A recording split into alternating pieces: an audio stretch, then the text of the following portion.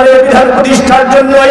এই কোরআনের বিধান প্রতিষ্ঠার জন্য এই কোরআনের পাখি যিনি 50টি বছর গোটা বিশ্বময় কোরআনের দাওয়াত দিয়েছেন, যার হাতে হাত রেখে অসংখ্য মুসলিম কালেমা পড়ে ইসলাম কবুল করে মুসলমান হয়েছেন, সেই কোরআনের পাখি আল্লামা দেলোয়ার হোসেন সাঈদী কোরআনের বিধান প্রতিষ্ঠার আন্দোলনে নেতৃত্ব দেওয়ার অপরাধে বছরের পর বছর অন্ধকার কারাপ্রকোষ্ঠে মানবেতর জীবনযাপন করে কোরআনের পাখি আল্লামা সাঈদী কোরআনের জন্য জীবন দিয়ে শহীদ হয়ে দুনিয়া ছেড়ে চলে গেছে। মুসলমান কথা বলতে হবে, ঠিক আছে?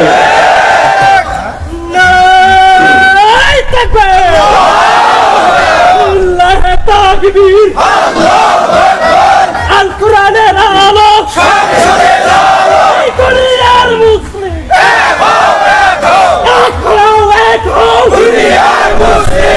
কোরআনের পাখি আল্লামা সাঈদীর দেখে যাওয়া সেই আদর্শ, কোরআনের পাখি আল্লামা সাঈদীর দেখে যাওয়া সেই আন্দোলন, কোরআনের পাখি আল্লামা সাঈদীর দেখে যাওয়া সেই দাওয়াত, কোরআনের পাখি রেখে যাওয়া সেই মিশনকে বাস্তবায়ন করার জন্য যদি আবার ময়দানে ডাক আসে, জীবনের ঝুঁকি নিয়ে জানমালের কোরবানি করেছে কোনো পরিস্থিতির মোকাবেলা করে, নারী তাকবীরের স্লোগানে কিশোরগঞ্জের আকাশ বাতাস প্রকম্পিত করে বৈষম্য বিরোধী ছাত্র আন্দোলনে আমার পরিচয় টুকরো সন্তানেরা, আমার ভাইয়েরা যেভাবে নিজের বুকের তাজা খুনকে এই জমিনে ফেলে দিয়ে দেশকে শিকড় মুক্ত করেছেন, প্রয়োজন হয়ে আবার বাংলাদেশে কোরআনের রাজ কায়েমের জন্য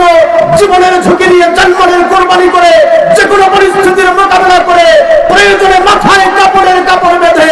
ময়দানে ঝাঁপিয়ে